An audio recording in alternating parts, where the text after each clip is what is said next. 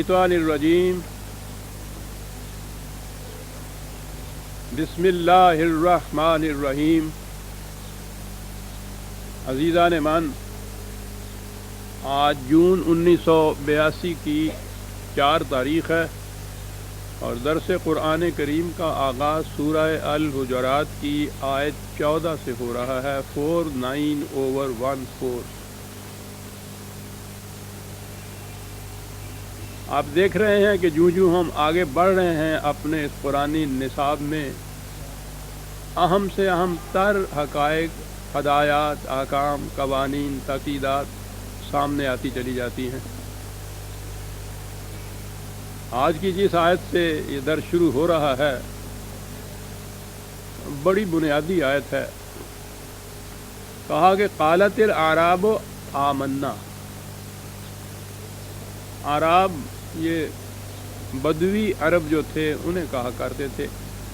حضری یا شہری تو بہت تھوڑے سے تھے، شہری کون سے تھے وہاں، اور ان میں بہت تھوڑی آبادیاں تھیں، اور باقی ساری آبادی جتنی بھی تھی، اور وہ بھی بڑی سکیٹرڈ آبادی ہوتی تھی، لیکن وہ بہرحال صحرا نورد، خانہ بدوش، بدوی ان پہ مشتمل تھی۔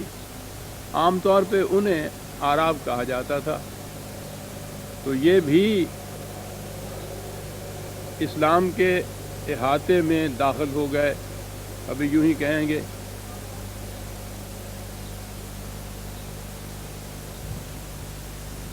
کہا کہ یہ لوگ کہتے ہیں کہ ہم ایمان لے آئے ہیں۔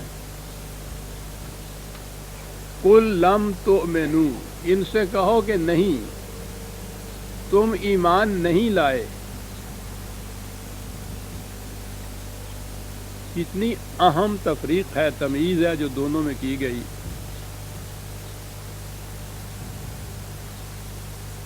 ہمارے ہاں والی بات ہوتی تو وہ تو یہ ہے کہ کوئی بھی غیر مسلم آتا ہے، مسجد میں بیٹھتا ہے، مولوی صاحب اس کو کلمہ پڑھا دیتے ہیں، 6 کلمے پڑھا دیں، ایمان کی صفت پڑھا دیں، یا 1 آدھ کلمہ ہی صحیح، تو اس کے بعد اس کا نام بدل دیتے ہیں تو وہ مسلمان ہو جاتا ہے، ایمان لے آتا ہے۔ یہاں وہ کہتے ہیں کہ ہم تو ایمان لے آئے، اور ظاہر ہے کہ اس قسم کی کوئی چیز جو اگر ہوگی تو ہوتی ہوگی، لیکن وہ تو ایمان ہی کچھ اور ہوتا تھا۔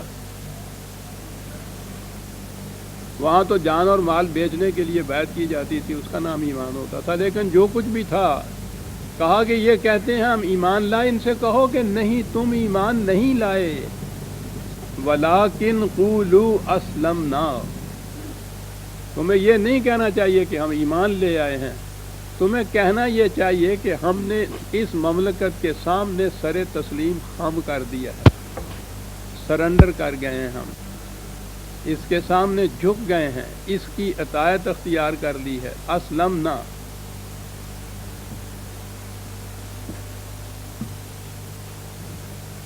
اب اگر اس اسلمنا سے ہی ہم مسلمان کا لفظ لے لیں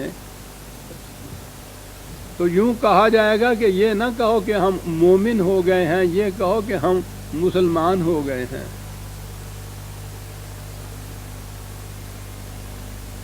کیوں نہیں یہ ایمان، کیوں نہیں تم لائے، کیوں نہیں تسلیم کیا جا رہا تمہارا ایمان جو ہے، کیوں کہا جا رہا ہے کہ ایسا مت کہو، تم ایمان نہیں لائے؟ وہ جی ان لوگوں سے دیکھیے، آواز شاید نہیں وہاں جا رہی، تو ایسا پیچھے تکیے، وہ کچھ کہہ رہے ہیں۔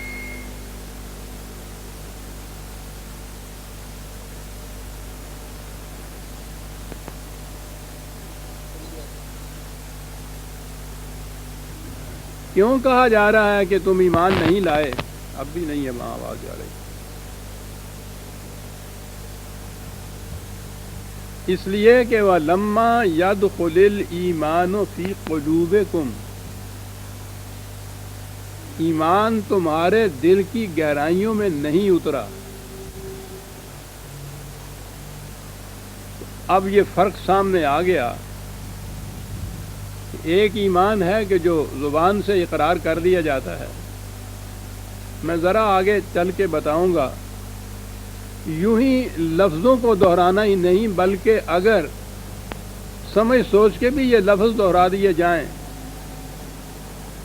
تو اگلی شرط اگر پوری نہیں ہوتی، ایمان کا دل کی گہرائیوں میں اترنا، اسے قرآن ایمان تسلیم نہیں کرتا۔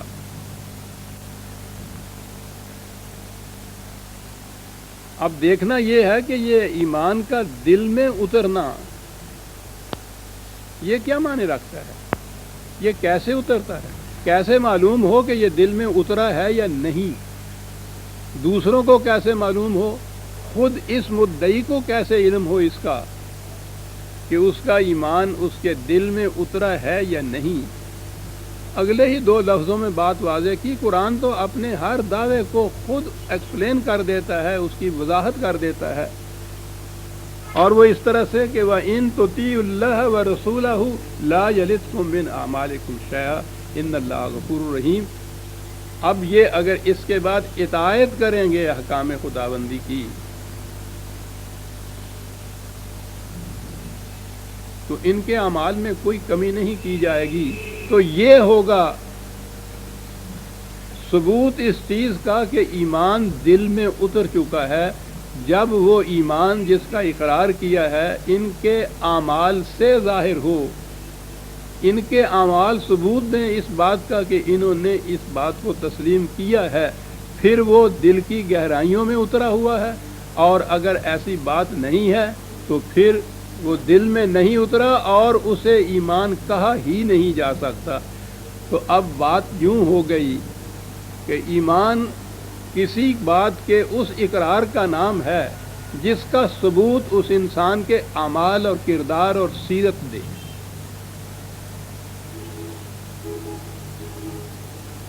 اگر اس کی تصدیق اس کے اعمال سے نہیں ہوتی تو اسلمنا والی بات تک تو وہ ٹھیک ہوگا، مسلمان قوم کا ایک فرد بن جائے گا، وہ مومن نہیں ہوگا، اسے صاحب ایمان تسلیم نہیں کیا جا سکے گا۔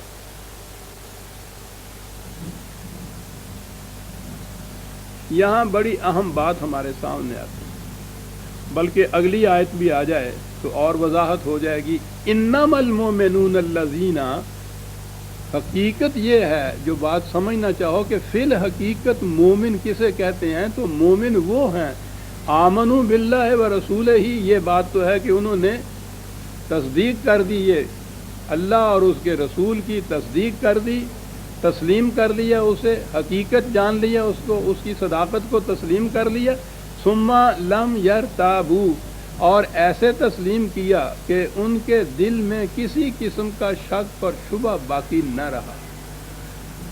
یہ اقرار دل کے یقین کی حد تک پہنچ گیا، کسی قسم کا شک و شبہ نہ رہا۔ اور اتنی ہی بات نہیں ہے ابھی ایمان کی، بات آگے آتی ہے، وَجَاهَدُوا بِأَمْوَالِهِمْ وَأَنفُسِهِمْ فِي سَبِيلِ اللَّهِ، اور پھر وہ مسلسل جد و جہد کرتے رہے بغیر کسی قسم کے اپنے ذاتی مفاد یا اغراض کو سامنے رکھ کر، صرف اس مقصد کے لیے جو خدا نے متعین کیا ہے اس کے لیے وہ مسلسل جد و جہد کرتے رہے۔ یہی ہیں جن کو ہم اعمال کہتے ہیں، وہ یہ کرتے رہے۔ کہا اولئک ہم الصادقون، یہ ہیں جو اپنے دعوی ایمان میں سچے ہیں۔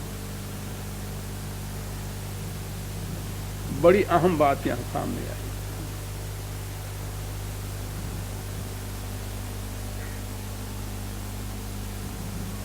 آبادی کے لحاظ سے آج ساری دنیا میں شاید 1 ارب کے قریب مسلمان نام رکھانے والی قوم ہے۔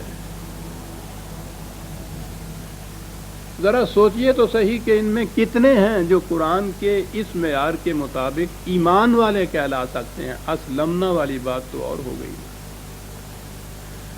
یہاں تو اسلمنا والی بات بھی نہیں ہے۔ ہم نے بھی کسی اسلامی مملکت کے سامنے اپنے آپ کو جھکایا نہیں ہے، سرنڈر نہیں کیا، اس کی سورینٹی، اس کی حاکمیت اعلیٰ تسلیم نہیں کی، ہے ہی نہیں کوئی اسلامی مملکت، تو تسلیم ہم کیا کریں گے؟ تو ہم کیسے یہ بن گئے جو کچھ بھی ہے؟ مسلمان قوم تھی، مسلمانوں کے گھر میں پیدا ہوئے، ہم مسلمان ہو گئے۔ یعنی ہم نے اتنا بھی نہیں کیا جتنا کہ ان اعراب نے کیا تھا جن کا ذکر یہاں آ رہا ہے، کہ وہ تو پھر بھی بہرحال ایک اسلامی نظام یا مملکت کے سامنے جھک گئے تھے، سر تسلیم خم کر لیا تھا،